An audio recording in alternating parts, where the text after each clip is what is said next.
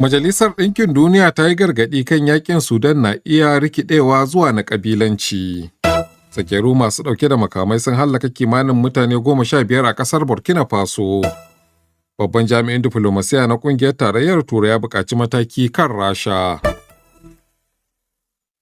Sojojin Sudan sun yi amfani da jiragen saman yaƙi domin tabbatar da samun galba kan dakarun kai ɗauki gabanin fara aiki da yarjejeniyar zaman lafiya ta mako guda domin aikin jin ƙai. Duk yunkurin da aka yi a baya na samun tsagaita wuta ya ci tura. Ƙasashen Amurka da Saudiya suka taimaka aka kulle yarjejeniyar tsakanin ɓangarorin da suke kai ruwa rana. Nan da an jima kaɗan da misalin karfe 9:45 agogon ƙasar, wato karfe 7:45 agogon GMT yarjejeniyar take fara aiki. Majalisar Ɗinkin Duniya ta fara nuna damuwar cewa rikicin na Sudan na iya juyawa zuwa na ƙabilanci. A tsakiyar watan jiya na Afrilu faɗa ya ɓarke tsakanin sojojin gwamnatin Sudan da kuma rundunar kai ɗauki, lamarin da ya jefa ƙasar cikin yanayin yaƙi. Tuni dai fiye da mutane miliyan 1 suka zama 'yan gudun hijira, wasu suka tsere daga ƙasar, wasu kuma a cikin ƙasar. Rahotanni daga jihar Sokoto da ke Najeriya na bayyana cewa al'umma a ƙaramar hukumar Isa na cikin jimami sakamakon mutuwar mutane 5 sanadiyar fashewar tukunyar gas ta walda. Wakilinmu Ma'awiya Abubakar Sadiq na jihar ta Sokoto ya tuntuɓi Murtala Yusuf Kantu, shaidan gani da ido domin samun ƙarin bayani. Yaren ne guda biyu suna aiki, wannan abin ya kwashe lokaci guda, yaren nan gaba ɗaya da ƙafafunsu da hannunsu da kawunansu sun kai ɗaiɗaiɗai.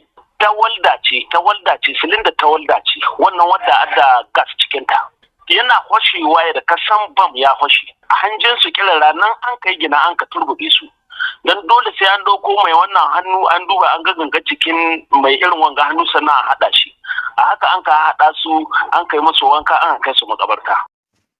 Tuni dai rundunar 'yan sanda ta jihar Sokoto ta tabbatar da faruwar lamarin, amma ta ce mutane 4 suka rasa rayukansu.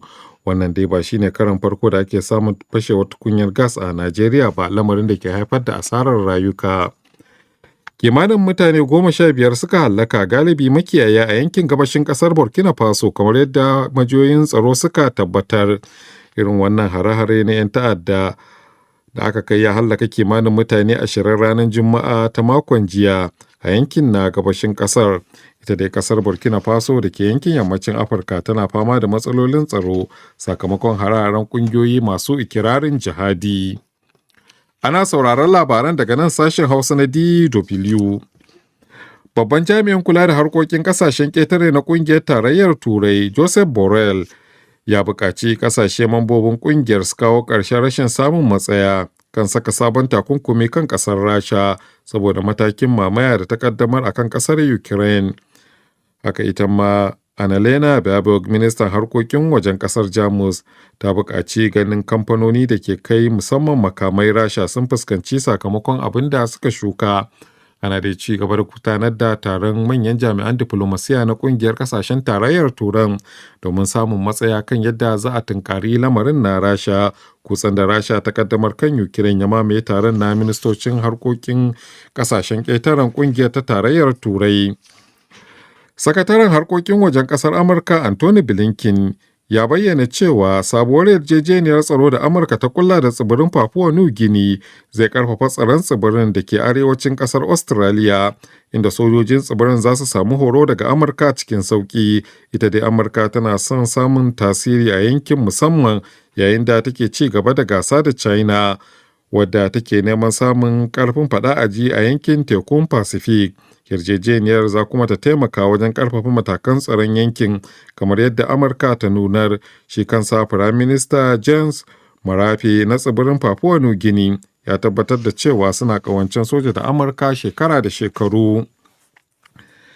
A wannan Litinin, gwamnatin ƙasar Colombia ta dakatar da aiki da yarjejeniyar tsagaita wuta da wata ƙungiyar 'yan tawaye ta ƙabilun ƙasar saboda yadda 'yan tawayen suka hallaka mutane 4, inda yara 3 suka kasance daga cikin waɗanda aka hallaka.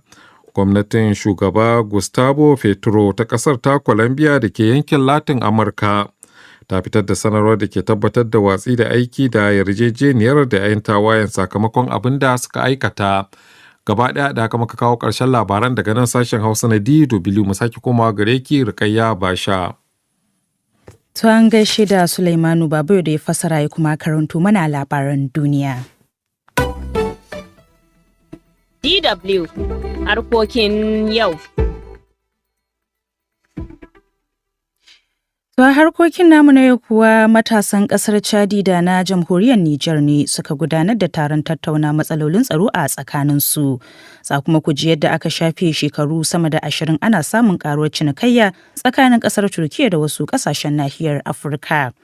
Sannan muna ɗauke da shirin labarin wasanni tare da jika ƙaru. Za kuma ku iya aiko mana da ra'ayoyinku kan shirin da muke gabatarwa. Amma kafin nan bari mu fara da jigon rahoton.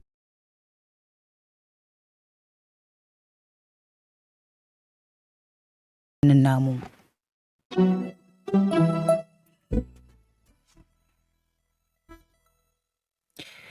Shugaba Muhammadu Buhari na Najeriya ya kaddamar da matatar man fetur ta Dangote a Ijebu-Lekki a jihar Legas. Matatar da ka iya sama da mutane 100,000 aikin yi, inda shirin ya samu halarcin shugabannin kasashen Afirka daban-daban. Wakilinmu a jihar Legas, Mansur Bala Bello, ya aiko mana da ƙarin bayani a cikin rahotonsa. Bikin da aka gudanar a yau tare da goyon baya na shugabannin kasashen Afirka 4. Shugaba Buhari a cike yake da murna cewa an fara a lokacinsa kuma an kammala a daidai lokacin da zai sauka daga karagar mulkin ƙasar Najeriya. Ita dai wannan matata za ta dinga samar da gangar man fetur aƙalla 650,000 a kowace rana. Ta ninka unguwar Victoria Island, unguwa mafi daraja a faɗin Legas sau 3. Bugu da ƙari, matatar za ta samar da aikin yi ga jama'a kusan 100,000. Najeriya dai ƙasa ce da tafi kowace ƙasa a nahiyar Afirka albarkatun man fetur in ka ɗauke ƙasar Libya. A ƙaddamar da wannan matata ta Dangote, shugaba Buhari kira ya yi da babban murya ga sabuwar gwamnati mai kamawa a Najeriya. Yana cewa ina kira ga sabuwar gwamnati da ta ɗauki irin wannan salo na haɗin gwiwa da kamfanoni domin ci gaba da haɓaka fannin tattalin arzikin ƙasar Najeriya. To sai dai bayan da gwamnan babban bankin ƙasar Mr. Godwin Emefiele ya tashi domin bayani, ya ce tun a baya ƙasashen duniya ba su yarda cewa wannan mutum ɗaya ne zai iya rungumar arada da ka ba. Kamar Dangote, sai gashi hakan ta tabbata. And I just said myself, it will happen. Yana cewa a dangane da wannan hali da aka shiga na kallon hadarin kaji ga nahiyar mu ta Afirka, ya sanya ni zurubtu wannan matata domin kwalliya ta biya kuɗin sabulu. Kuma a yau tarihi ya tabbata, Najeriya ta zama zakaran gwajin dafi a idanun duniya. History is made in Nigeria. Mai masaukin baki gwamnan jihar Legas, Mr. Babajide Sanwo-Olu, cewa ya yi shugabanci na buƙatar hangen nesa domin cimma manufar da aka sanya a gaba. In the story of possibility, when men have a shared. Yana cewa labarin shugaban ƙasa Muhammadu Buhari da mai jiran gado Asuwaju Bola Ahmed Tinubu da Aliko Dangote batu ne da ya zama sai tarihi, domin a yanzu labari ya tabbata cewa hangen nesa da cimma manufa ta waɗannan shugabanni ya sanya aka cimma wannan mataki na yau. Things can change and things can be prosperous. Shugaban ƙasar jamhuriyar Nijar Muhammad Bazoum na ɗaya daga cikin shugabannin da suka shigo Najeriya, ga kuma abin da yake cewa na fatan alhairi. Ana tsoron ko ba za yi nasara ba, amma sai mai kishin ƙasa wanda yana kamnar ƙasar shi yake irin wannan kalubalen.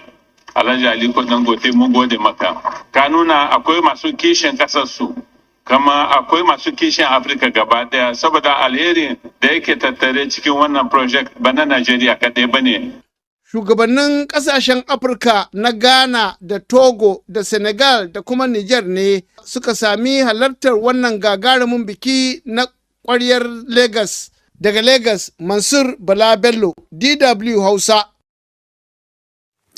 To haka yake kan wannan kaddamar da matatan man fetur ta Dangote da shugaba Muhammadu Buhari ya yi na tattauna da injiniya Muhammad Lawan Gayya kwararre a fannin harkokin man fetur